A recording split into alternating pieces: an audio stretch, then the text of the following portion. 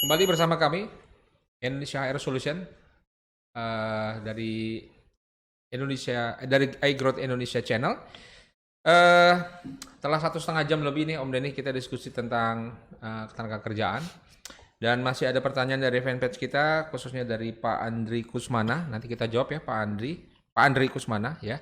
Sebelumnya apa namanya?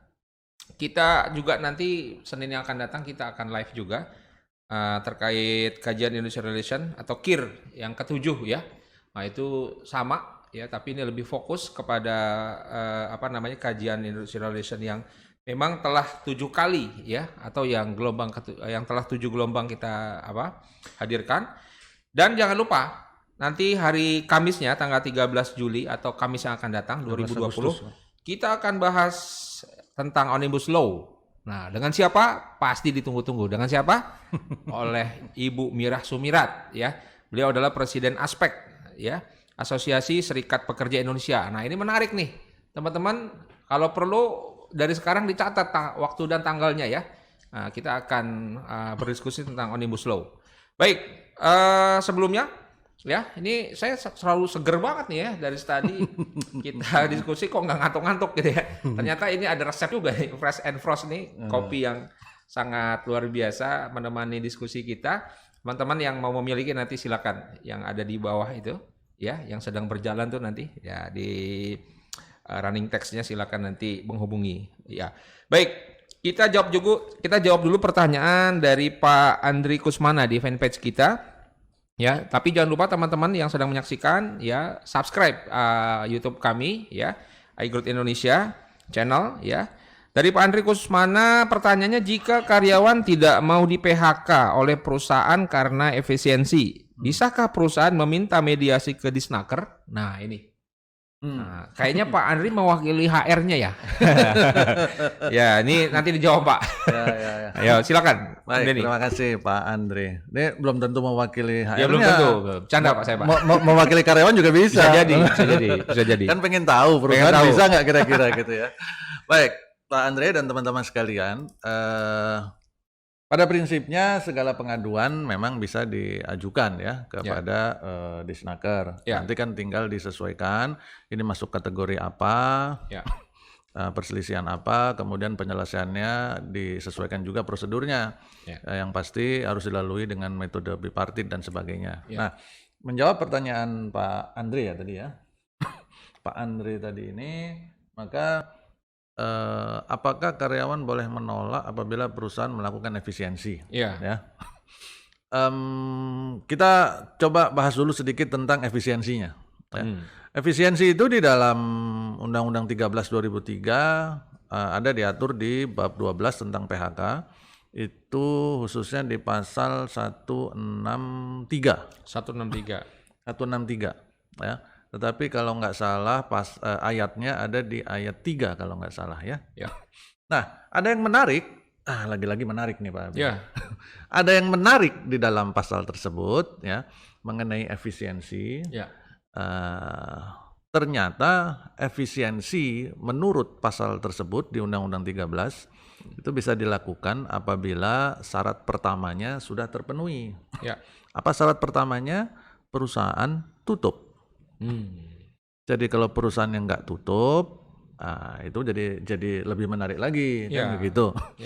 Maka kalau ke pertanyaan Pak Andri tadi, asumsi saya karena si karyawan nggak mau di PHK, berarti perusahaannya sebenarnya masih beraktivitas. Betul. Jadi mungkin bukan efisiensi, itu efisiensi dalam istilah manajemen barangkali ya. Tapi dalam istilah perundangan itu mungkin itu bisa saja tidak termasuk efisiensi dalam perundangan. Mungkin perampingan ya, downsizing barangkali ke sana. Nah, apakah karyawan boleh menolak? Boleh saja karyawan menolak. Nggak ada larangan di sana. Maka yang dicari dalam pelaksanaan PHK, pemutusan hubungan kerja adalah kesepakatan. Kan itu dulu Pak yang harus dicari. Betul. Apabila terjadi kesepakatan, segera dibuat persetujuan bersamanya atau istilahnya PB biasanya.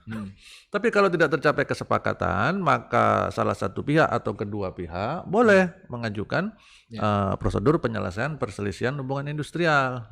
Jadi kalau dalam pertanyaan Pak Andre tadi, boleh ke Disnaker atau ke mediasi, boleh. Ya. Perusahaan punya hak untuk itu. Misalkan nih, saya lagi mau di PHK karena sebab tadi downsizing tadi ya, pengurangan atau perubahan organisasi misalkan, perubahan struktur, kemudian saya mau di PHK, saya nggak mau. Denny, kamu akan di PHK mulai tanggal sekian gini. Terus bilang nggak mau, saya nggak mau di PHK pokoknya Pak Abi. Saya mau tetap aja kerja di sini terus sampai nanti pensiun. Saya nggak mau di PHK pokoknya. Wah, saya marah lah, pukul-pukul meja lah ceritanya kan. Nah, kalau itu yang saya lakukan berarti kan tidak tercapai kesepakatan. Betul. Perusahaan mungkin sudah menawarkan. Ini Den, paketnya begini. Bisa saja paket itu ternyata sudah sesuai sama perundangan. Tetapi sayanya mungkin nggak mau karena saya merasa saya harusnya bisa mendapat jauh lebih besar daripada itu. Betul. Misalkan saya ini loh yang nemenin perusahaan dari awal sampai sekarang, padahal nemenin doang, ya kan?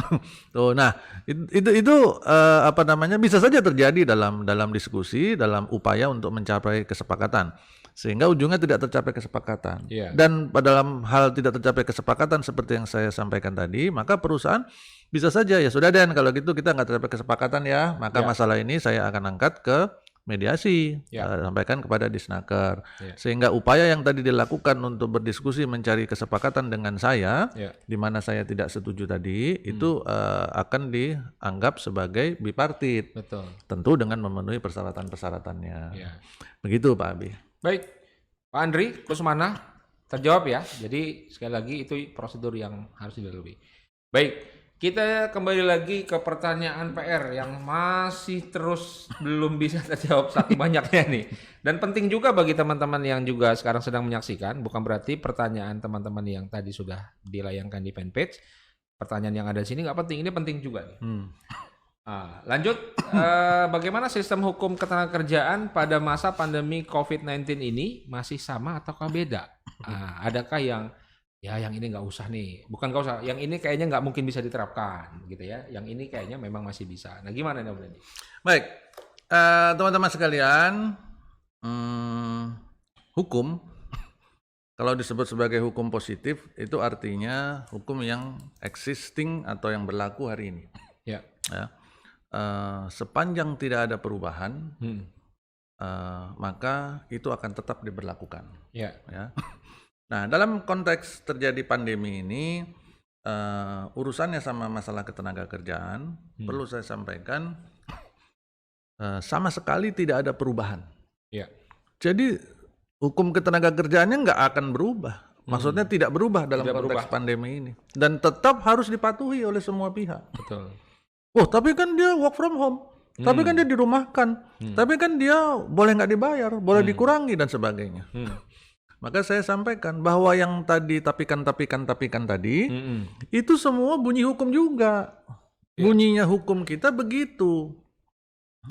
Bunyi hukum kita begitu, dan itu seperti yang disampaikan oleh Ibu Menteri kita di dalam produk hukum dari Kementerian Ketenagakerjaan bahwa boleh work from home-nya memang perlu dilakukan apabila perlu dilakukan, apabila ada perubahan upah, perubahan hari kerja, mau nggak dibayar atau dikurangi dan sebagainya, atau mungkin ditambahin upahnya, ya kan?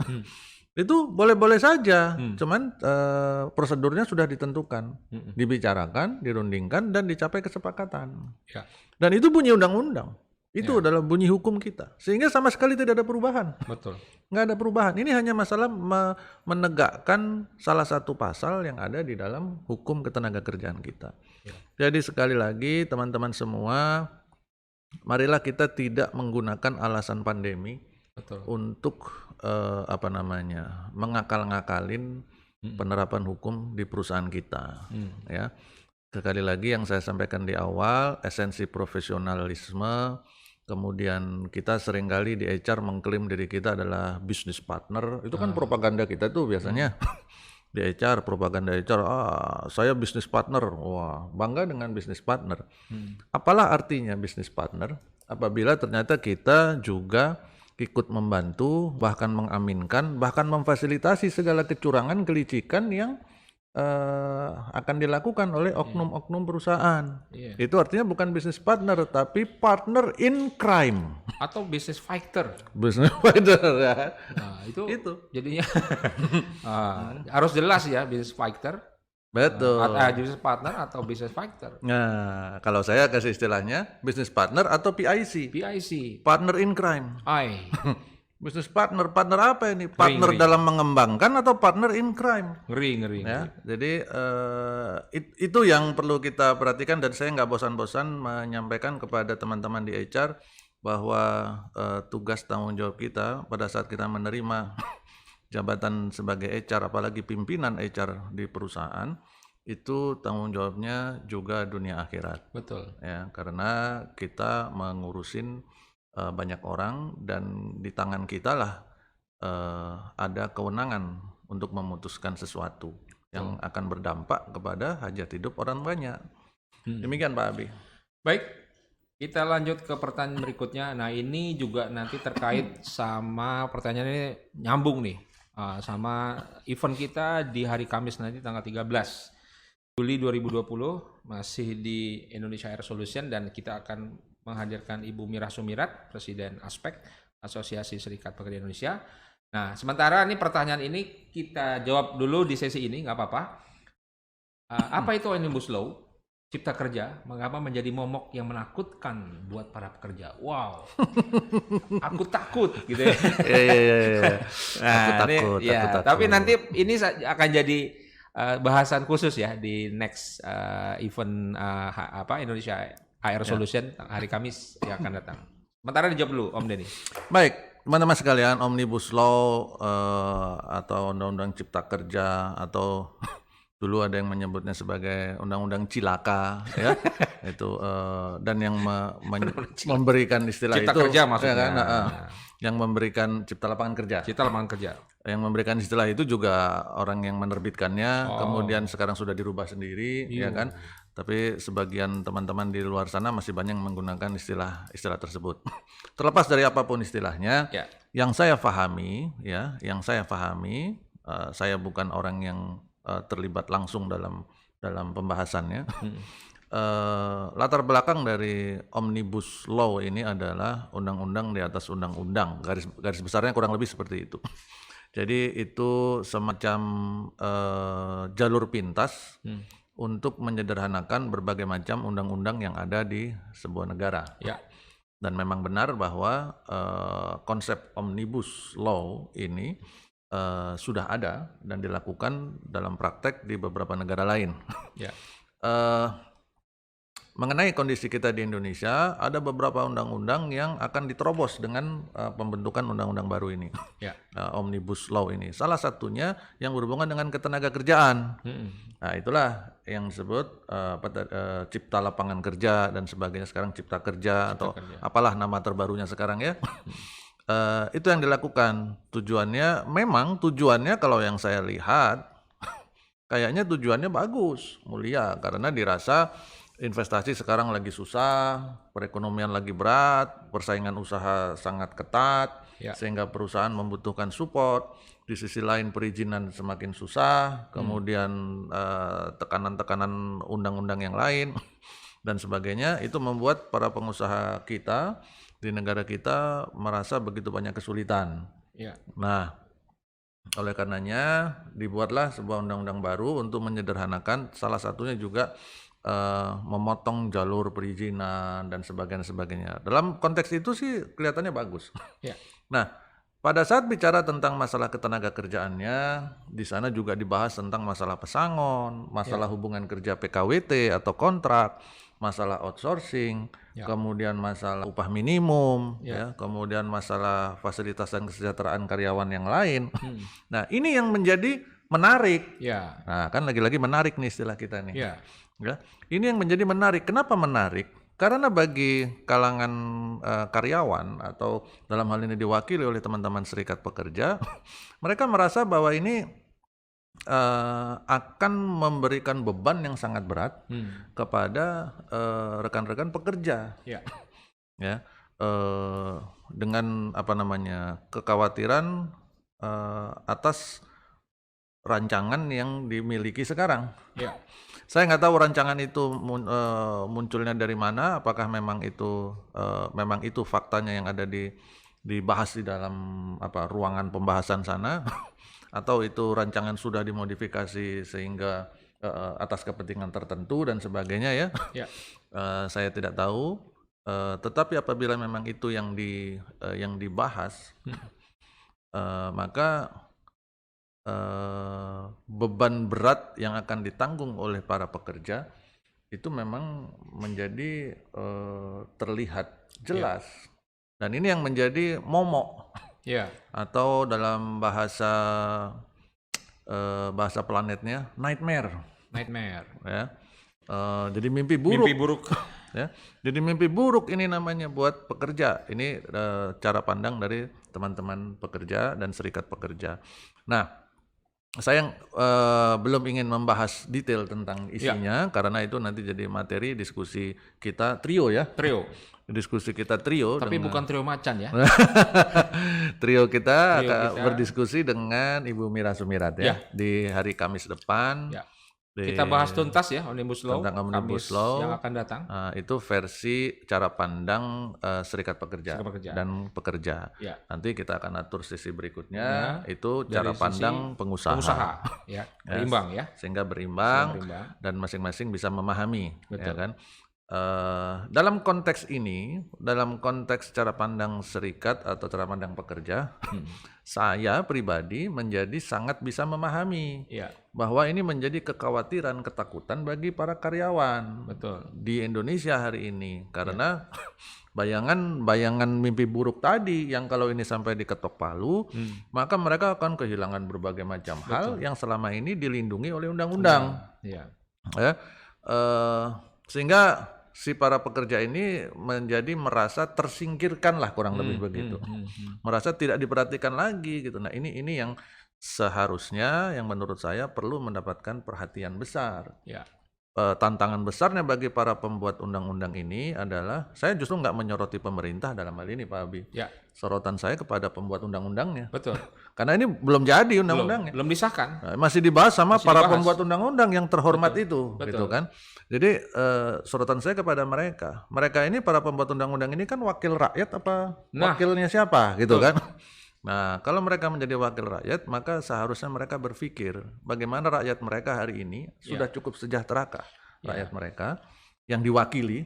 Kalau namanya wakil itu biasanya kan kalau Pak Abi adalah wakil saya, berarti atasannya kan saya ya Pak ya. Betul. Gitu. Jadi bukan Pak Abinya yang jadi atasan saya kan gitu ya. Kalau wakil kan begitu harusnya. Nah, kalau kita berpegang sama amanah besar yang diberikan kepada para wakil tadi, maka seharusnya mereka bisa mengetuk hatinya masing-masing dan melihat dengan mata hatinya realita di lapangan, karyawan, pekerja yang ada di Indonesia hari ini, yang mereka juga bagian dari rakyat yang mereka wakili, itu nyatanya sudah sejahtera atau belum? Di mana perlindungannya kepada mereka? Jadi yang harus dipikirkan itu.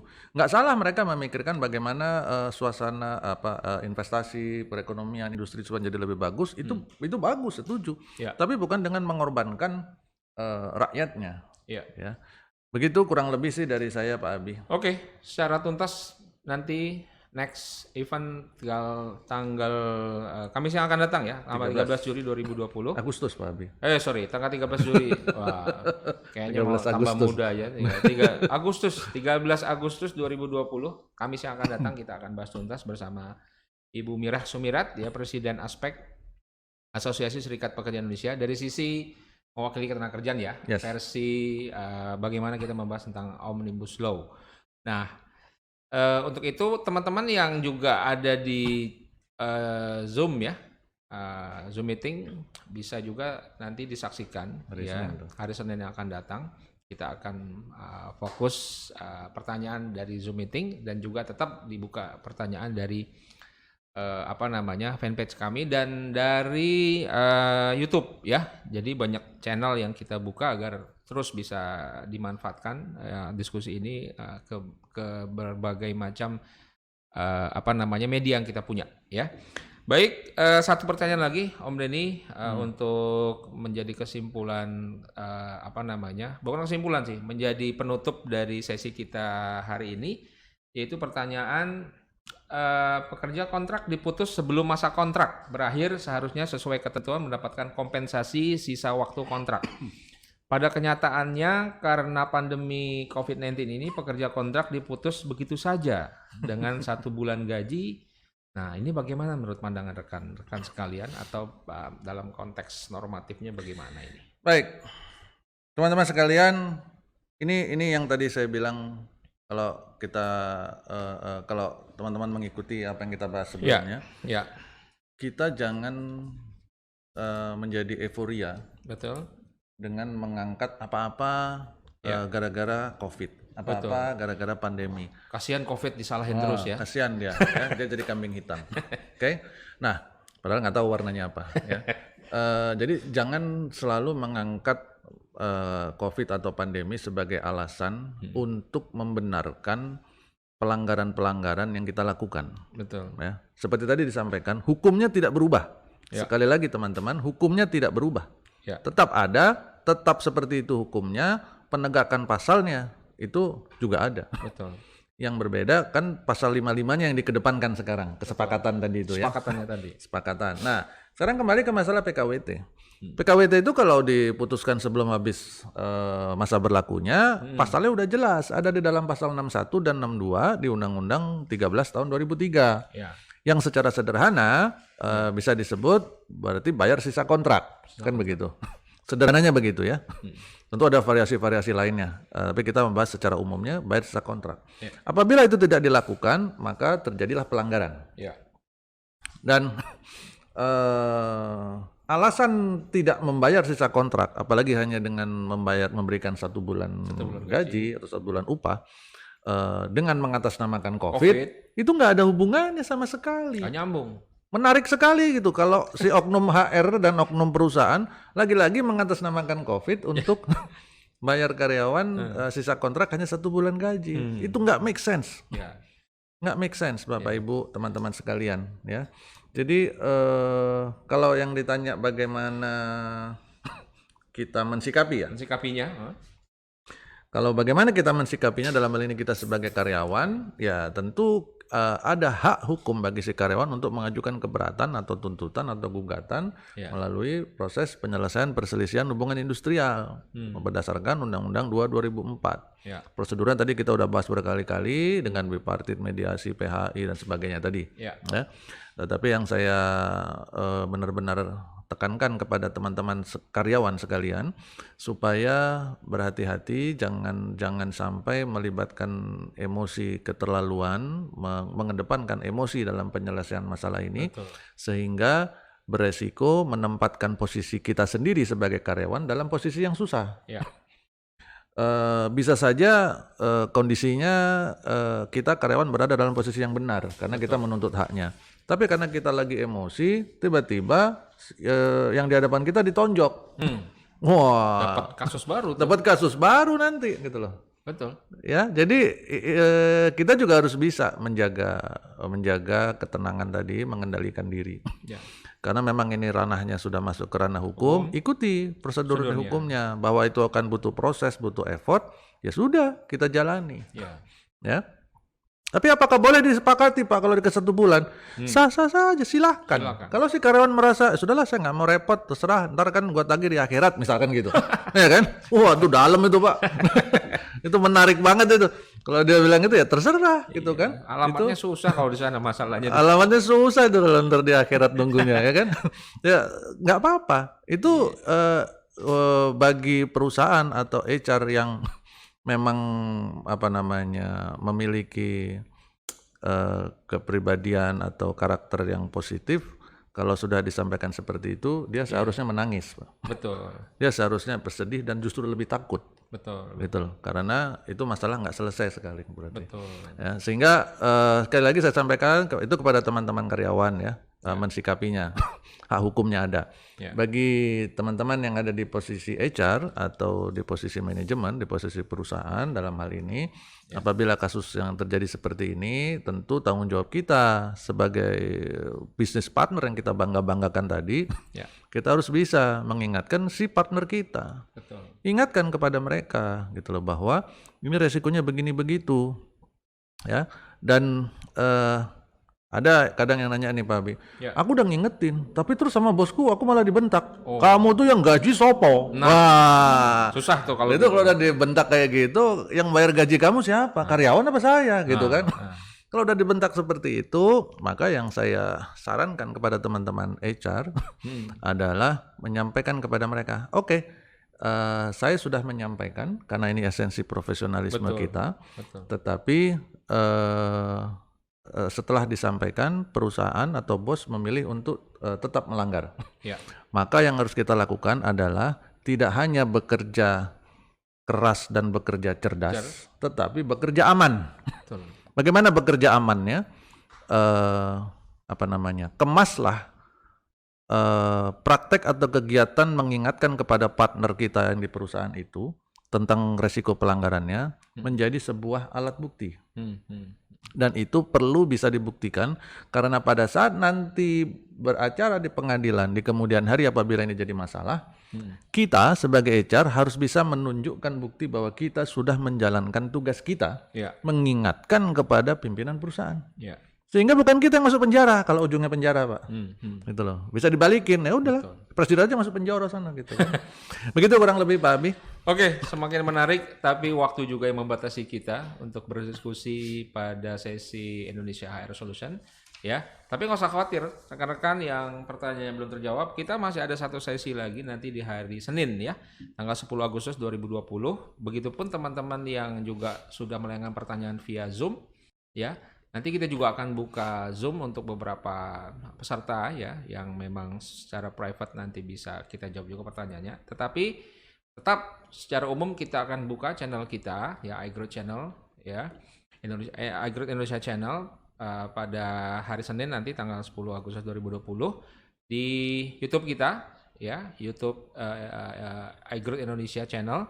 Begitupun nanti di fanpage kita di Facebook ya, @iGrowth Indonesia Channel juga. Jangan lupa di YouTube-nya di subscribe ya untuk terus kita bisa mengikuti dan diingatkan ketika kita ada event.